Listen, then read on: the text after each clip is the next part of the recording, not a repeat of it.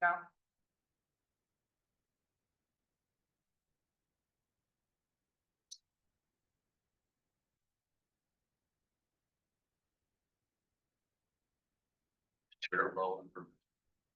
That would be me. I have OCD. They all have to go underneath.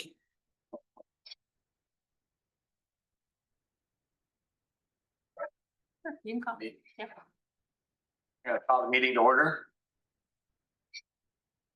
I'll do the roll call. Kevin, Here. Tim, Here. Ben, Here. Zach, Here.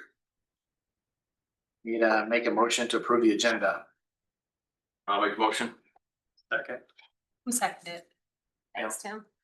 All in favor? Aye. Need a motion to approve the minutes from the July 1st meeting.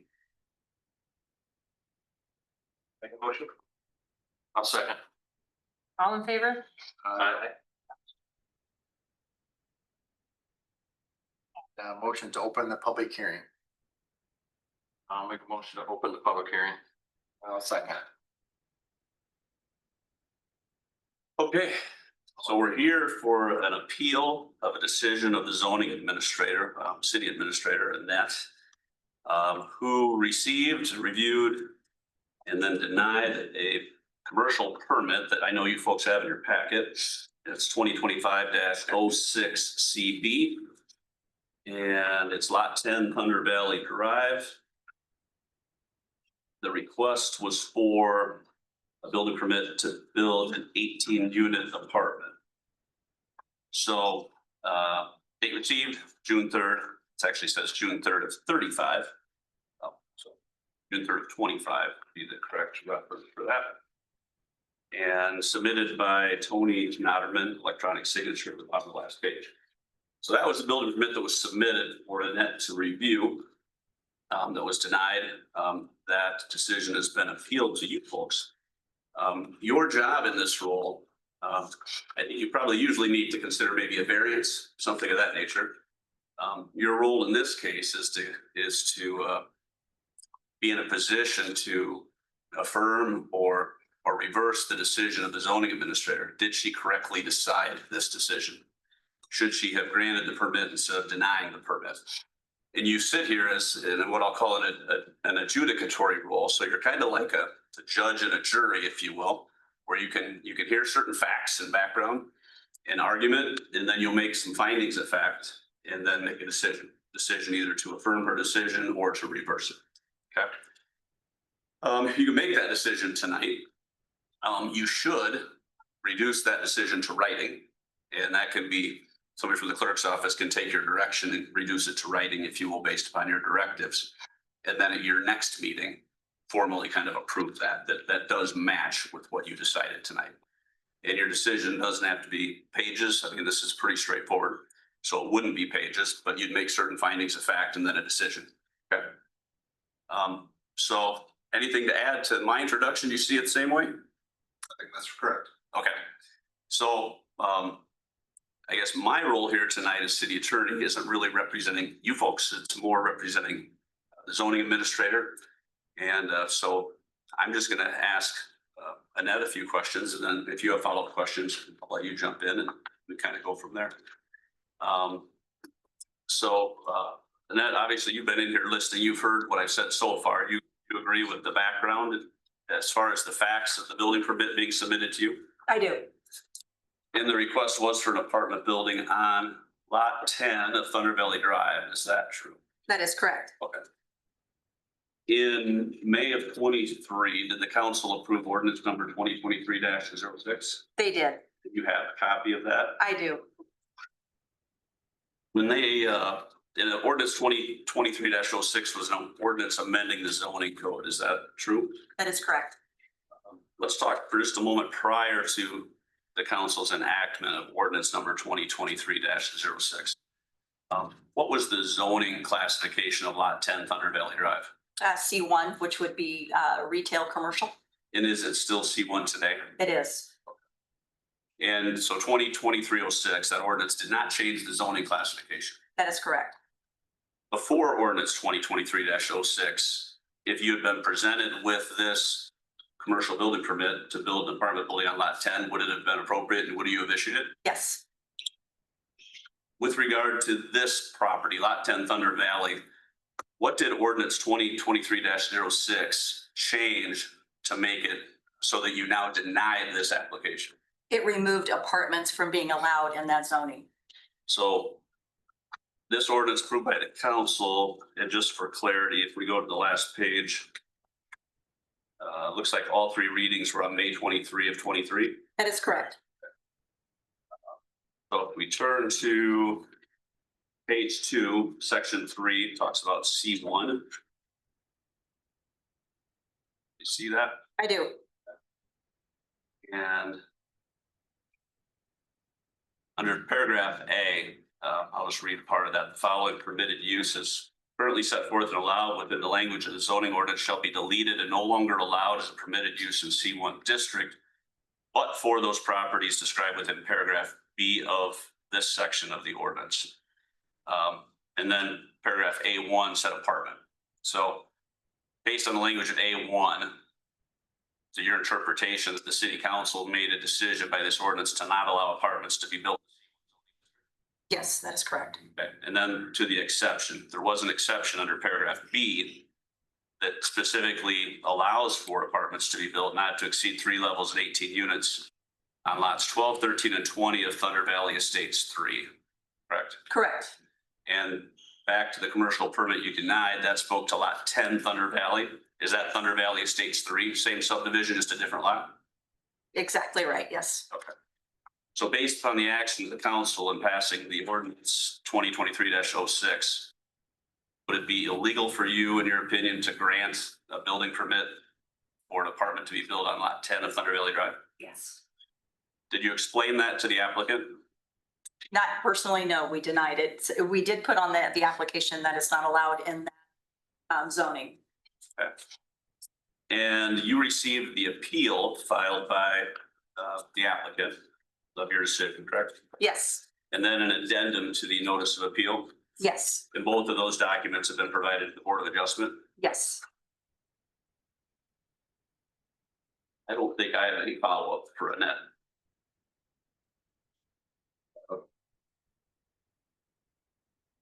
Or questions, I mean, it's, Yeah. again, it's try not to have too much of an evidentiary hearing here, but just for the benefit,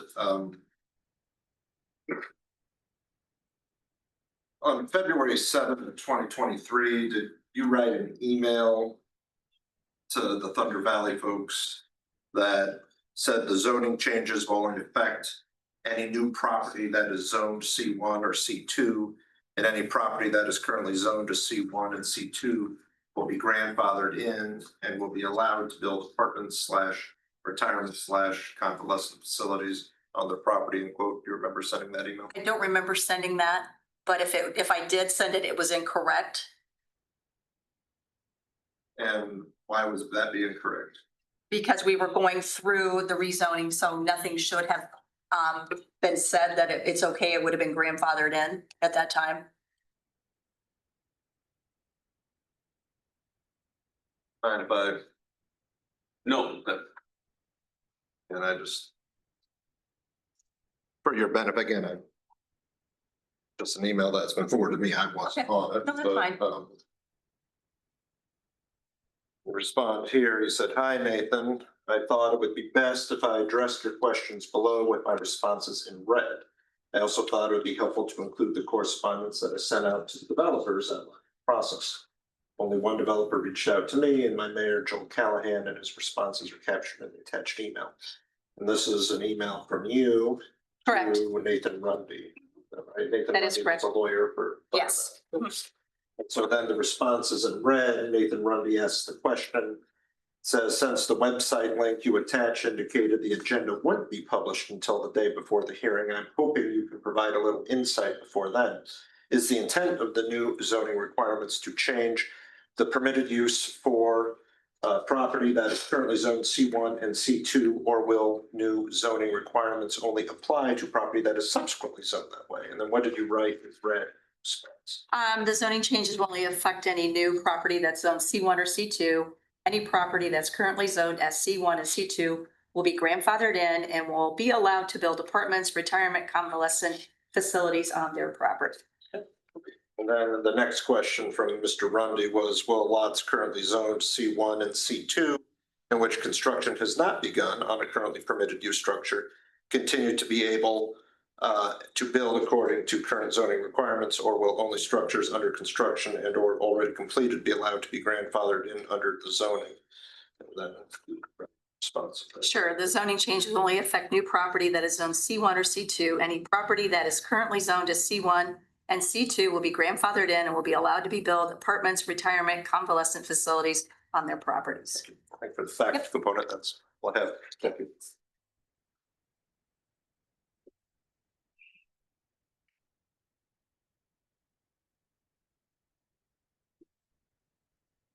And then just a couple of follow-ups to that email, those email exchanges, I think were in April, February. February. Mhm. Thank you. Yep. Missed that first date. And, February 7th, to be correct. okay, and the council ordinance 2023-06 was in May of 23. That is correct. Do you agree that regardless of what you, or what your opinion might be, in the end, the council makes the final decision? That is correct. Do you remember the meetings during which the ordinance number 2023-06 limitations on the availability of, or say it differently, limitations were being placed for apartments to be built both C1 and C2 with certain exceptions, like we talked earlier, for lots 12, 13, and 20 of Thunder Valley Estates? Remember those meetings? Yes, I do. And this particular developer whose permit you denied, emails, who you were emailing in regard to, they were at those meetings Yes, and were aware that the council was presenting an ordinance to limit apartments only to 12, 13, and 20. that is correct. Did you have, I know you and I had talked briefly about that email. I know we couldn't find it, Right. but it looks like it exists. Yes, Yep, you don't deny that. I do not deny it. And the ordinance amendment process was, would you say it was fluid with a lot of discussion at the council level? Yes, And ultimately, the council as a body voted and they approved 2023-06. that is correct. That's, I don't have any more unless you want to follow up to that. Not, thank you for bringing that with you. So, or unless you have questions, you can have questions for Annette. You can have questions for me. I think you've heard the content of the email from February 23. You have the ordinance in front of you. What I'll say, the current status of the law in Piasta, which doesn't allow apartments to be built on lot 10 Thunder Valley Drive. You've read or received the addendum to the official notice of appeal. And just to, I guess this isn't evidence, but my take on the addendum to the official notice of appeal, Ellen doesn't agree with the decision of the council. I think it's probably more that than disagreement with the denial of the permit. Because the code says what the code says, and lot 10 is not listed in the code as a lot on which an apartment can be built. And I've read the addendum to the official notice of appeal as well. And I guess my review of it is that the appellant thinks what the council did in passing this resolution is wrong. So you as a body are not here to overturn a council decision. You can't do that. All you can do is overturn her decision if you think her decision was an incorrect interpretation of the city law. That makes sense? So my understanding here is apartments can be built on 12, 13, and 20, just not 10. Or if you were to build something on 10, it would have to have commercial and then apartments above it. That is a fair statement. I believe that's the current status of the law, that a mixed use building. Correct. Yep. I don't think that was addressed in this ordinance, that mixed use component, but I think it since has been. Correct. Yeah. So in my position on behalf of Annette, and as her position as zoning administrator, I think she rightfully denied the permit based upon the language of the code. The arguments about rightfulness of the ordinance and potential damages and such as set forth in the addendum are not really for you to consider. You know, even if you agree with them, your decision is, did she decide it right based upon the language of the law?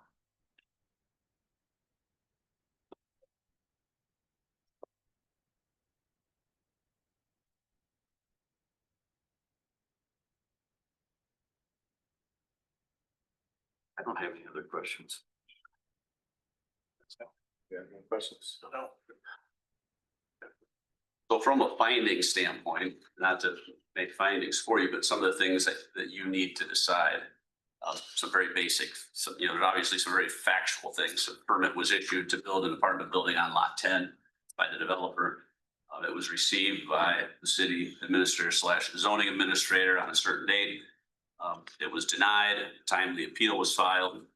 And then you would either find, in my opinion, you could find certain facts to say that her decision was correct or it was incorrect. So I would argue that you would find the council approved ordinance 2023-06 on May 23, 23. It was published on May 25, 23. And by the specific terms of the ordinance, it is not a legally permitted use for an apartment to be built on lot 10 in Thunder Valley Estates number 3, and that the decision of the zoning administrator was correct. And Doug, before we continue, we need to close the public hearing out, Before they make a decision. Yes. Correct. just as a reminder. Yep. Now, that's my take on what the facts should be. You are not looking at my facts. So, but as I've noted, in the end, we should have something in writing that is intended to set out the facts as you folks decide them. So once we come out of the public hearing, any of you could kind of make a statement that, you know, I would suggest that the board find the following facts with, you can kind of summarize and based on that, move to either affirm or move to reverse the decision of the zoning administrator. Okay. Yeah, motion to close the public hearing. Second. You, Kevin, Zach. All in favor? Aye.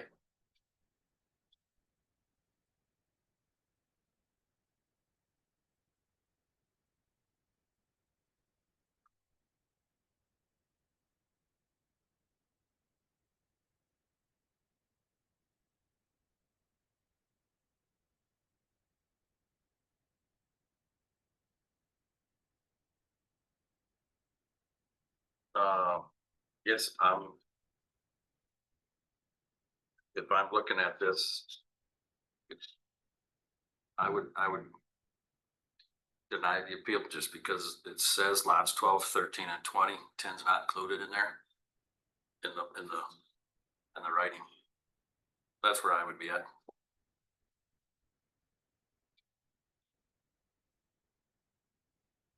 Yeah, I agree with Ben. I think we did everything right according to the ordinance. I don't see any way around it. Our process is to vote to affirm. Right. That's the zoning administrator's decision. So do we have to motion to? I have a motion in a second. So I'll motion to affirm the zoning administrator's vote. I'll second. I'll do a roll call vote. Tim? Oh, I'm sorry. Oh, sorry. Before you do that, are you on board with, I don't think there needs to be a lot of findings, but some of the simple findings that will be put in writing and brought back to you at your next meeting. Those findings would be the very simple facts of the application was submitted on a certain date for lot 10 Thunder Valley to build an 18-unit apartment complex on lot 10. And it was denied on a certain date, and appeal was filed on a certain date with an addendum. Those documents were here for you to review. You took in some comments at the meeting from both sides. And so those would be kind of your fact findings. Is that? Yeah. And when you get those, kind of like minutes, when you get minutes to approve them, you have a chance to look at them and say, I think we need to change that a bit or change that. You'll have a chance to do that. But if that makes sense, that's what will be drafted for your kind of subsequent review and formal approval of that document. Okay. That's it. I still have a motion for Zach, a second by Kevin. The roll call, Tim, Yes. Zach, Yes. Kevin, Yes. Ben. Yes.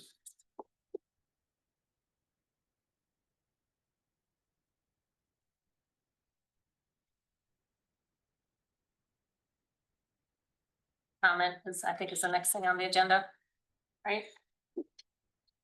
Online. Just me. Already, No. Just me. a motion to adjourn? Second. All in favor? Aye.